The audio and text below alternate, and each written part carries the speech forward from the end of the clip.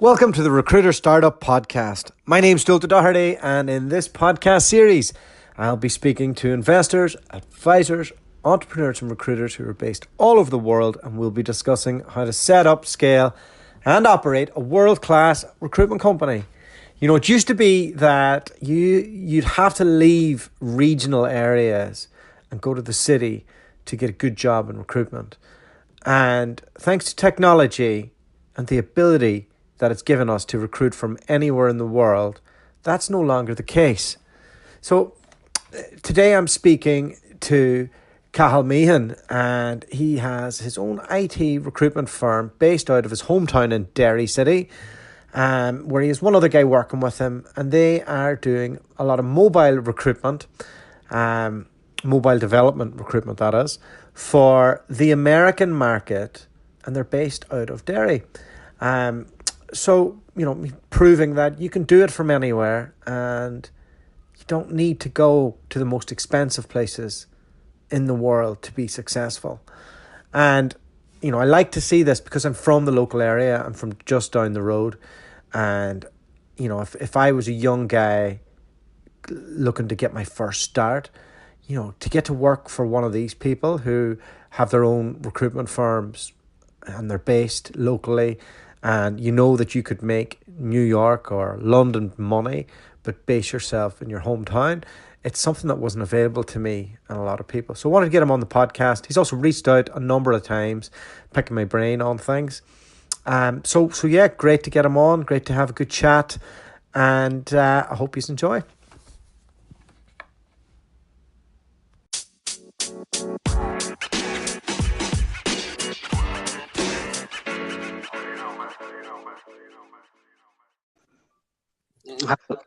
Hello there, Cathal. Hi, thanks. Good man. Speak into the microphone there so we can. Can you hear me better now? Yeah. It's important to hold the phone like we used to in the olden days. I know. Tell me about it. The wireless headsets are a good thing these days. Yeah, I know, right? So hopefully everybody won't need a translator for our Northern Ireland chat that we're going to have. Yeah. So Cal, you're from Derry, right? Yes. Well, I originally was born in London, but my dad's from Derry, so moved back when I was about 13, 14, and you went to school in Derry, went to university in Derry. Initially got a law degree. I was going to give you a bit of slagging for staying in Derry after growing up there.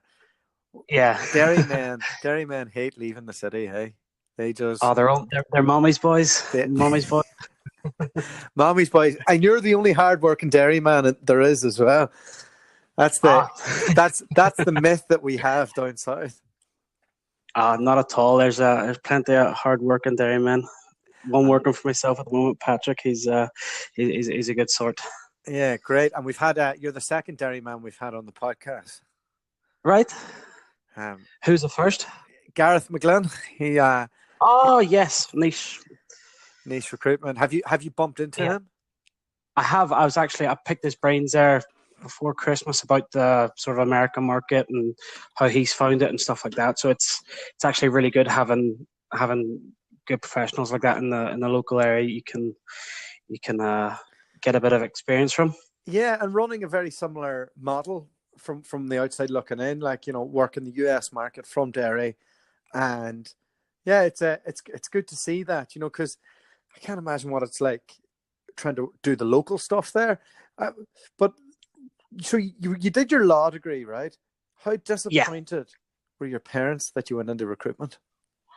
They weren't disappointed at all. You'd be surprised. I'd sort of exhausted all avenues to go down that route, but Northern Ireland's a bit different from mainland UK with how to become a solicitor or a barrister. So I'd initially looked at doing the institute, but it was just after the recession, solicitors were sort of wrapping up with regards to overheads, so they wasn't much work going, and then to go over to England to do it, you had to go to the College of Law, and that was like 13 grand a year, without a guaranteed job at the end. And then if I wanted to come back to Northern Ireland and practice, I'd then have to go through the institute anyway. So it was sort of like a waste of time either way. So yeah, no, law would have been a fantastic career opportunity, but I don't like reading too much, and I prefer the fast pace of the recruitment industry. I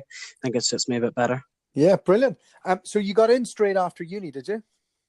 Yeah, well, it's funny enough story. My brother-in-law, he works in recruitment, and he'd always sort of said that you'd be gifted a gab, you'd be useful in recruitment. So I'd initially got the idea of him, and I started interviewing before I even sat my final exams at university. So I'd interviews in London with the likes of Aston Carter, and eventually got an offer from Morgan McKinley down in their Holborn office, which was a fantastic experience. So you might be the only guest on this podcast that hasn't fallen into recruitment. Yeah, they haven't fallen to it, but it's been a fantastic learning curve over the last couple of years, and John, I wouldn't definitely have not changed it for the world. So you got a little start at Morgan McKinley, but you soon then joined the guys at Recruiter, yes, who run a really good business from Northern Ireland, right? Yeah, definitely. So I'd initially joined Morgan McKinley. The big, I suppose, they're fantastic at selling you the opportunities. So they give you a fantastic base, really big base for a resourcer, and then they sort of say 10% at 10%. And I obviously was that naive at this stage, fresh out of university. I was, well, that's fantastic. And then when I actually worked out, it was only 1%. And the commission structure wasn't too good. But obviously, I was back and forth. I have a little daughter. Well, she's not little anymore. She's 9.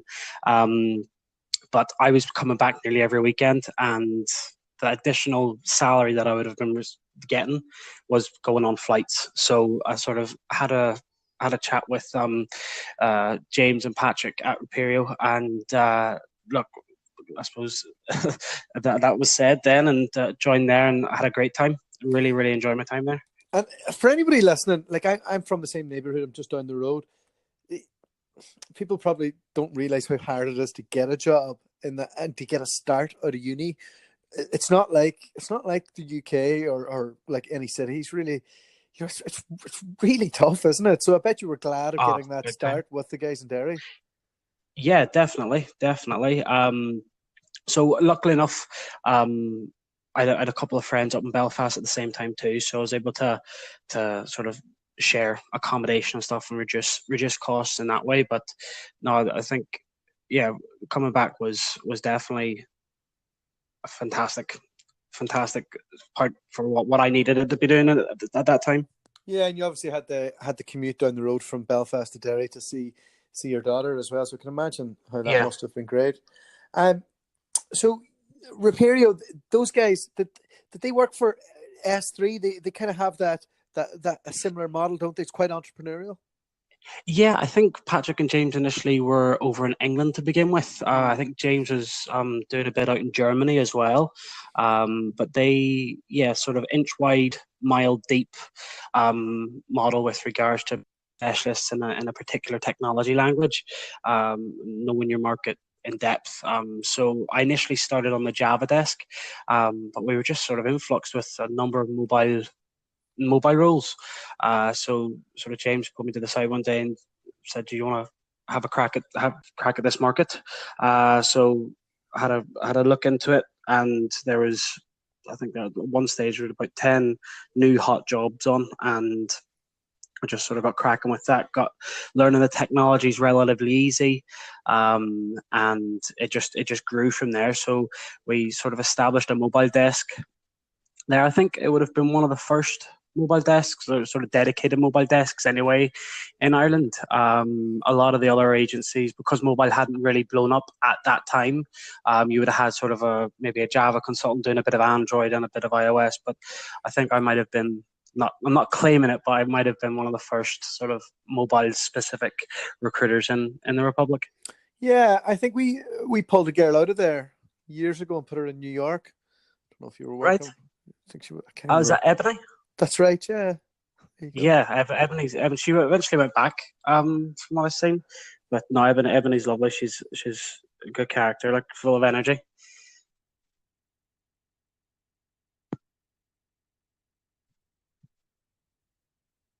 Hello.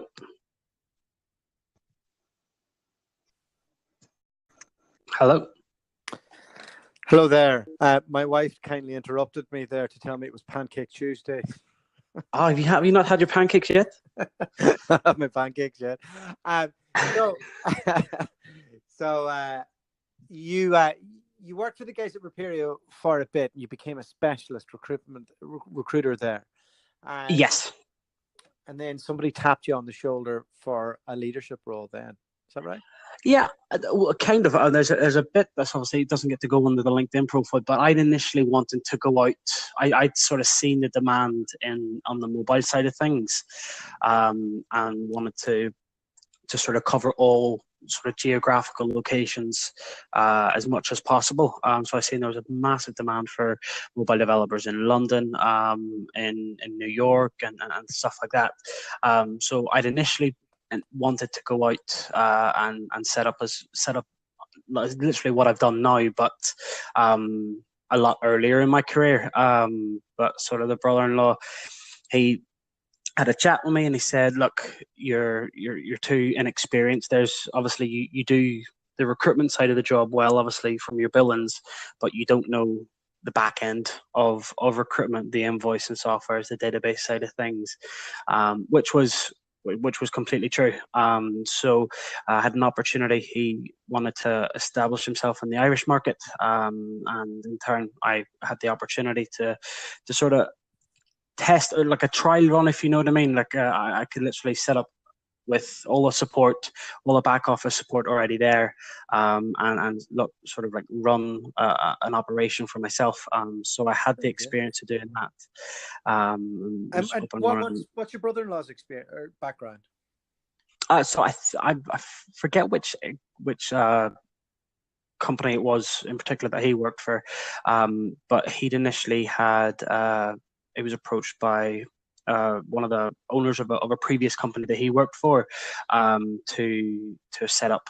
So they set up sort of an IT specialist company. Then they've expanded into the construction sector as well.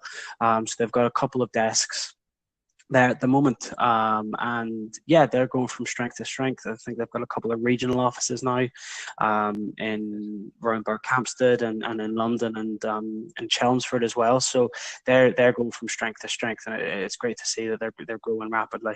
It must be good. It must be good having somebody in the family that's in the same industry. Oh, definitely. Like if I ever need a bit of advice or need to understand sort of what way to best pose something, it's one of them ones where you can always get a lending ear.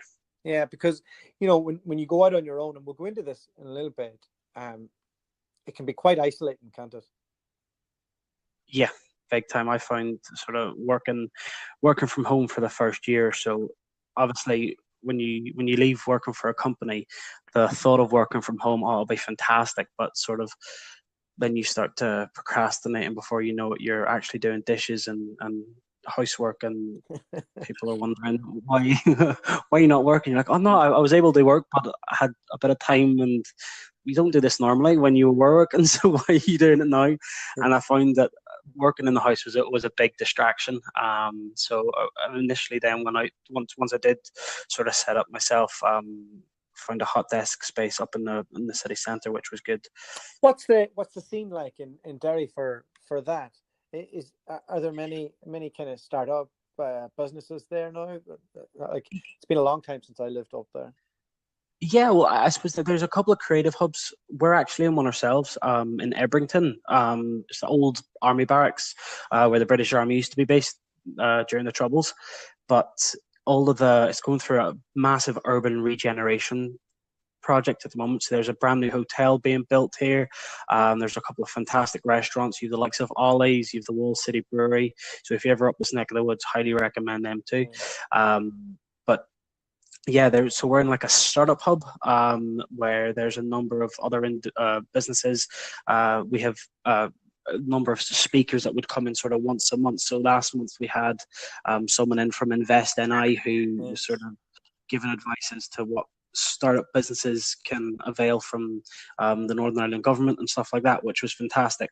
And then sort of once you've graduated and your business is in a stable enough position, then you move on to one of their other buildings, which is more sort of isolated offices, Mm. but a fully service operation, which is fantastic to reduce costs and things like that. Did you know? You strike me as an impatient person. Did did you know that you were going to set up your own business from very early on? Yeah, I think once I initially put that first business plan together, before I left Reperio, I always knew that I wanted to work for myself. I think it was just having that autonomy to be able to decide and work what way you want to work. Like I recently finished off reading a book, The 4 Hour Work Week, and Yeah, I like based a lot of being my able to, principles on that. yeah, definitely being able to sort of control more of what you do and letting work actually work around your personal life, rather than it being the other way about. It's something that was key for me when sort of making decisions. And I think that's probably one of the reasons why I sort of aim for clients overseas, because like no better way to visit other countries when you're on client visits. You know what I mean? So we've got For a sure. meetings lined up. Well, I haven't got meetings lined up yet, but I've planned to go to New York at the end of June. Hopefully, I have a few meetings lined up there, and Spain, Barcelona, places like that. So yeah, So it's using it yeah, as a way to travel. yeah, for sure. I think there's probably a middle line to find between using Gary Vee's principles of work intensely, work smart, work hard, but also Yeah, using some of the stuff that the 4 hour work week have Tim Ferriss has, in that do what you're good at. Both of them have this: do what you're good at, get the rest off your plate, get the rest yeah, off your plate, and focus in what you're good at. And that's it's counterintuitive to a lot of recruiters, because by nature we're taught to control the process, control the quality, control the output, but you have to work out that there's little bits that you can give away, and there's bits that require influence that you should be yeah. focusing in on. And that's what we've tried to build our model on over the years.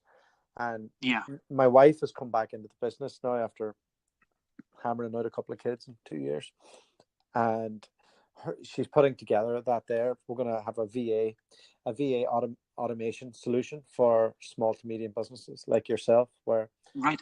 she's going to go in, ask you what you do, how you do it, and document it, process map it, figure out if there's like 50% that you can give to a VA, what that looks like in terms of your process, and then train the VA, put it in there, and make sure that that it's all running smoothly. So Yeah. that's a part of her project this year. Just on your strategic plan, you obviously you took from Reperio the the like, you need to be a specialist. um and you can see you also took that there's better fees to be made internationally. There you know there's great markets that aren't as saturated. um Yes. it Is it fair to say that maybe you get a bit lost in terms of there's so much to go after that you need to narrow down the focus? Or how have you found, like, that's always a very difficult one in the first year, to pinpoint where exactly your sweet spot is, and then like build out from there? Yeah, I suppose a kid in a sweet shop sort of comes to mind. It's like, oh, all these different locations. I could do this, I Yeah. could do that, and realistically, when you work out the amount of numbers of hours you've got in a day, and I suppose correlating that with their time zones as well, Mm. you sort of want to be best using your time So the way I'm working at the minute is sort of my US business development. Because it's very transactional. I find it's predominantly email focused. I'm sort of doing that in the morning, so it's like one of the first emails that they come into when they come online at about 1, and then my afternoons are fully focused on the business development side of things in the UK, the Spanish, and the Irish markets. Okay. But the fantastic thing is me and Patrick have a really, really good partnership where I can literally pull in a job and he just soaks up information so quickly. He's able to actually go out and source relatively good candidates in a short period of time. So we have a specialisms between sort of mobile and the web technologies. We would rarely sort of work out of, if it was a role that we don't have much experience in, we're happy to sort of turn around to the companies and say, look, you're better off going to a specialist for this, unless they're really sort of back to the wall and it is really urgent for them. That's the only time we would really consider working something which would be out of our remit. And we just sort of manage their expectations as to our experience working with these candidates. Mm. So no, we've got a good setup where I'm sort of predominantly doing the business development and Patrick's the sourcing at the moment. But yeah, hopefully as we grow, we can sort of expand out in that sense. Well, a quick way to grow without growing is to create split partnership relationships. So whenever that client comes to you and says, I need this, and you're like, I don't do it. If you can say, here's the person that does it, they'll give you 50% of the fee. Yeah, I previously spoke to I had one or two chats with the guys up in Hayward Hawk up in Belfast. We'd one or two things like that, but then they've grown absolutely massively at the moment. Yeah, you need to do it with other independents. There's a website called the NPA, which is a platform for it. One of the firms I used to work for used to use it, and they have people all over the world. There's an amazing amount of sourcers and recruiters out there that are afraid of business development. So that's one way you can do it. Another way would be to hire like you could hire 3 or 4 sourcer recruiters from Upwork, who are from Eastern Europe or something, probably at the same price as what somebody locally would cost you, maybe half the price, So yeah. I think there's so much now that we can do to make more money, especially if you've got that flair for a wee bit of business development. It's Yeah. What would you say is the thing? Well, so let me pose a question different. What I'm taking it, you want to grow and you want to hire and you want to get to that point where you have like 10 people. What's the biggest obstacle of getting from where you're at right now to getting to the point where you've kind of worked yourself out of the hot seat a little bit? It's sourcing experienced consultants in the local area. That's sort of where my main issue is. Having people that have that sort of maybe 2 years experience in recruitment. They don't need to be technology wise, because I think once you work in recruitment, you've got this sort of sales experience. The market that you're in, you should be able to chop and change with a bit of training. And yeah, that's sort of my main challenge is coming across people that have that experience, rather than someone who's maybe no experience, maybe have a bit of sales experience, whether it's from a different type of sector, and yeah, being able to sort of hit the ground running. Because you find then that you can have sort of like three months of training, if not more, and that's a lot of time for someone who's obviously not generating any income, and it's just all overheads at that stage. So yeah, I think that's the biggest challenge. I have been, like, I keep touching with, Patrick has been so good with regards to only having 6 months experience before he joined me in recruitment. Before that, he had a number of years of sales experience in the state agency side of things. And he's too busy to put people under right now.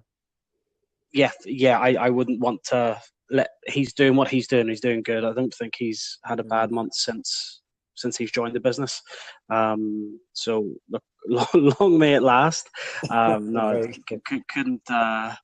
I couldn't fault him. But if I could find 10 more Patricks, I'd be flying. Yeah, but you won't in North. You won't in the Northwest. Exactly, that's the thing. Yeah. So it sounds like you're going to have to bite that bullet and get the grad stuff happening. Yeah, that's something that I have looked into. One of my friends, he recommended sort of going down the apprenticeship scheme and stuff like Yeah. that. There's the You'd have to thing go into the is for you south to to get experience. good men, though. You never know. You never know. Might be able to attract a few back. But what I find that, anyways, that I suppose you've probably experienced yourself. Ireland in general, the island of Ireland, if you know what I mean, is experiencing a large brain drain when it comes to young professionals. Probably not too much down in Dublin these days, but especially in the north, Derry in particular, there's so many talented, educated people that are just moving overseas because there's just not enough opportunities here. So hopefully, what we are able to do is provide driven individuals opportunity to sort of earn the same type of money you could in London, from Derry. Yeah, and Gareth faces the same issue, and he's found that he's had a bit more success hiring in people with no experience and training them that way. It's Yeah. I would have thought there would be some great talent there because there isn't many great ways to make lots of money, and if you're offering a remote setup that has, if you're bringing in big US fees and you're paying well, like there's an opportunity there Oh, definitely. to live a sweet life in the northwest of Ireland, hey? Yeah, like our permanent commission structure goes up to 35%. So if you add that up onto the American fees, like there's serious money to be made. Like, And what other challenges are you facing at the moment? I think one of the challenges I'm finding at the moment is within that American market. Like when we do business development in the UK or in Ireland, we tend to find the response rates quite, if it's not big, but you tend to get a couple of bites back if you are doing a business development drive. In America, I tend to find it's sort of knocking on the door quite a bit before they tend to open it. And like I said, it's very transactional. Hard to build those relationships because they don't tend to take calls in comparison to sort of being able to go through to the Republic or even over to the mainland. To discuss opportunities, if you know what I mean. Yeah, no, I can imagine it's a bit of a challenge. Having just come back from there, there's people doing tremendously well over there, but they're working hard all day, every day. One thing that they kept saying is you'll get a shot, but if you don't take it, you'll not get another. And that was like, if you keep at them, you'll get a shot. And that was that kind of rang true. Yeah, I think I heard a statistic earlier in the week. I'm not too sure what podcast I was listening to, but it wasn't one of the ones I just make up. It might have been one of yours. Was it 10? It takes 10 chances with one company before they sort of consider to buy off you. Really? Yeah, it's something along those lines. You've listened to this podcast a little bit. It must be funny, somebody with a similar accent interviewing, doing the similar job to you and interviewing people in our industry all around the world. I can imagine being in your seat and going, "Oh, wow." Do you know what? It's great because there's a lot of, like, when I was looking at, we've sort of expanded on the RPO side of things. I know you did a one with source coders. I actually reached out to I forget his name, Emrati. I couldn't say it, but yeah, that's his name. Yeah. So I reached out to him and just sort of got a few points of how he sort of approached it and things like that. So I find them really, really all the information that you can gather from them is fantastic, especially for someone in my position where these are avenues that we are looking into and looking to grow and adapt. Yeah, and who else did you listen to? There was another one from the guys who hired the fella from Digital Gurus in London. He went out to America. I forget his name now. Was it the guy who went out to Dubai from Digital Gurus Safe? No, they hired him. His name's Daniel Hirsch, I think his name is. He did the mobile stuff, iOS and Android, and he went out to, I think it was in California. Right. It would have been. I know who you're on about. This is terrible. I've done 100 of them now. I've listened to 100 of them. So yeah, the names are. It's the guys from IntelliTech. That's the one. That's the one. Yeah. So like listening to their stories and sort of what they've had to deal with in their setups and stuff like that. I've been able to take bits from each of them and try to avoid the mistakes that they might have made, in order to sort of get success on my own. Yeah, I quite like their model, because I think you can do it from anywhere, and so they go after high-end specific people. They're doing San Francisco from LA. It's a lot of what's it called, NPC, what's what the Americans call it, putting a candidate out to market, and really working candidates and not searches as much. Yeah. And from their marketing and stuff, they're really embedding themselves in that community, and just hire good people. They're sound lads, and they're doing well, So, it is a bit easier though when you're out there. It's tougher doing it from here. And one of the things that I would say is difficult is, you go, okay, I'm going to do mobile development. I'm going to do it in America. So you do it for a bit, and then you're knocking on doors and you're not getting it as much as you'd like. So then you start going, oh, maybe I'll look at Germany now. And then you're like, oh, I'll try an RPO. Before you know it, you've lost your focus, and you haven't built it out. And that's it. I'm not speaking about you. That's how my brain goes, and it's definitely a weakness. Like when you look at your strategic plan moving forward, do you have any advisors that you can rely on outside of your brother-in-law? Yeah, my stepfather, he's owned a few businesses, and he's got his head screwed on, so that I would touch base with him. But not only that, I've got a couple of friends who are also in recruitment. They work independently. They've got one works in the finance side of things.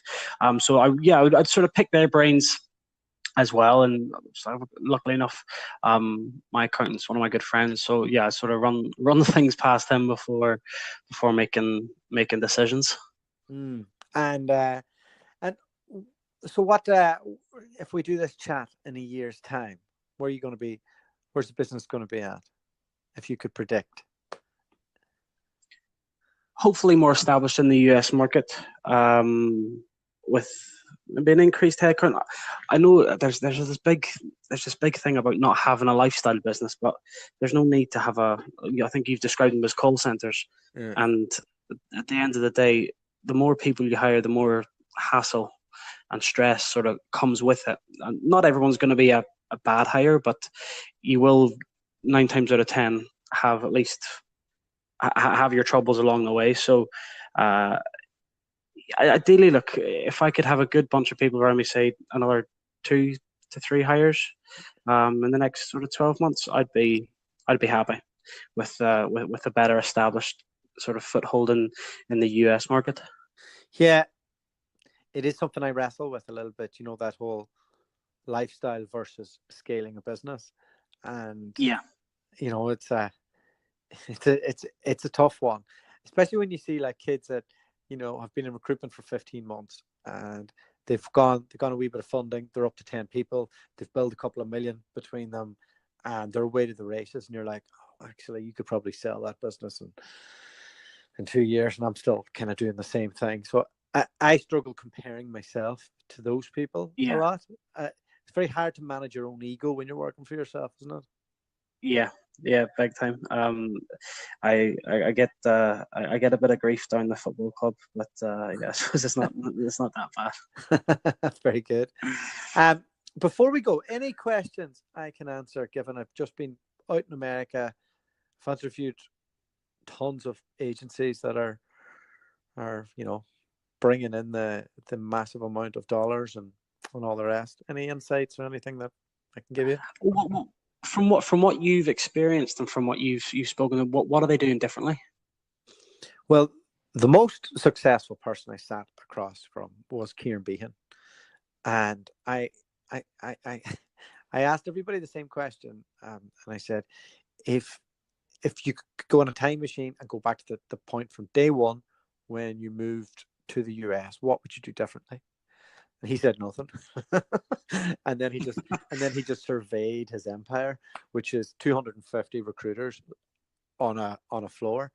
Like, we went in and literally we just kept walking and walking and walking, and there was just desks after desks after desk, and the room was buzzing. It was like one of the more family friendly sections of the Wolf of Wall Street. Like, it was Right. just hopping, and you know, I as I said, I've wrestled with this. Like, do you want to have a good lifestyle boutique, or do you want to go for it and be like Faden, or do you want to, it's very hard. You're going to have to work hard either way. What they've done Yeah. well is they've taken all the S3 principles of how it's worked, and they've turned it up, and they've done the inch wide and a mile deep, and they've done it in every vertical, and they've been really consistent with how they do it, how they plan it, how they run their days. And then I spoke to a good lad called Stuart Cherry. He's been on the podcast, and he's from Belfast. And we had a beer after the podcast, and one of the topics that came up was marginal gains and how he looks at running the operation. And he's managing like 40, 50 people there. And Yeah. he talks about it like everything that people do in his office is all managed down to the finer details, like where they are, how long it takes them, and not from a point where he's micromanaging saying you need to do this, but they've got their own analytics, so Right. they're working backwards on, okay, well, look, that's what you've done, but if you want to get to the point where you said you want to get to, this is what we kind of need to get you to. Let's have a wee look at what you're doing throughout your day to see if we can tweak it, improve it. And that's his job. He has to go and just add wee inches to people. And I thought that was a really good way of looking at it. And again, when you're running businesses, one thing is so you might burn out in a business like that, but everybody I could see had a smile on their face because they were all winning, all making money. Yeah. And Definitely. And yourself, a happy consultant is a successful consultant. And the struggle that we can have in having lifestyle businesses is that maybe we're not getting as much out of people as we could, and it becomes a bit more qualitative analysis rather than quantitative. So we're not actually going, here is exactly what we need to get you to this point. And I just thought it kind of shaped a little bit the way I've probably maybe I'm not built to be like them, but I appreciate that they are like that, if that makes sense. Yeah, no, I suppose I would be a perfect example of that. If anything, like if I compare sort of my personal balance working for myself and working for other recruitment agencies, I haven't needed, I suppose that's the best word, I haven't needed to bill those extortionate numbers in order to have a good lifestyle, if you know what I mean, because obviously I can do probably half the billings but reap sort of double, triple the amount of income, because obviously it's directly correlated with what I need. I suppose just going back to that sort of 4-hour working week, really. So some of the principles in that. And then, but then what you've created is a highly paid job for yourself. Yeah. Which is what I have as well. And what they have is real businesses.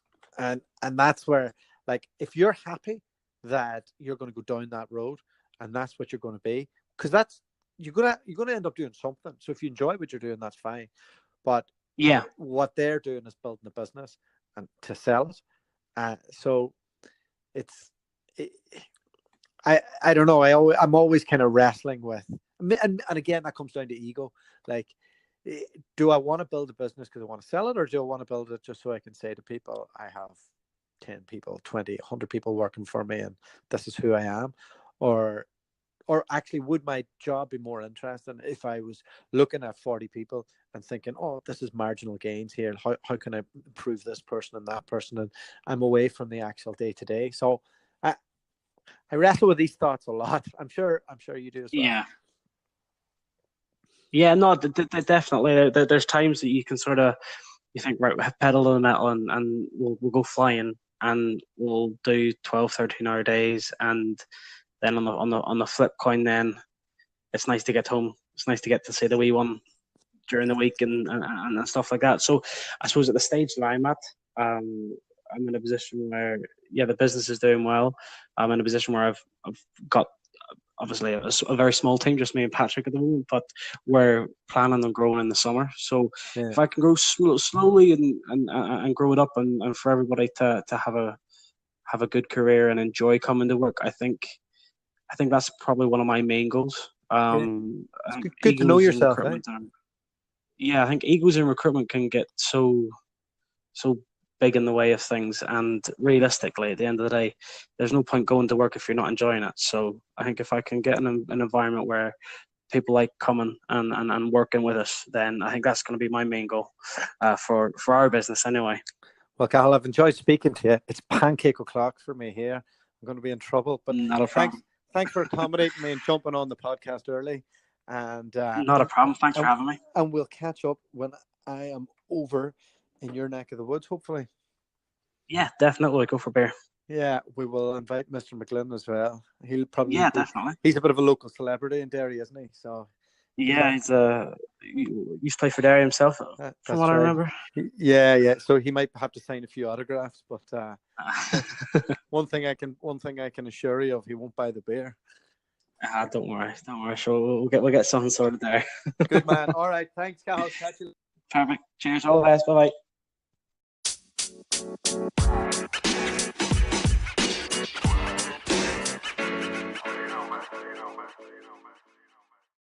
Massive thank you to Cathal for coming on the podcast.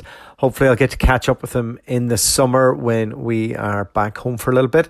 I'm really happy that he's getting benefit out of listening to the podcast and has found it a useful resource.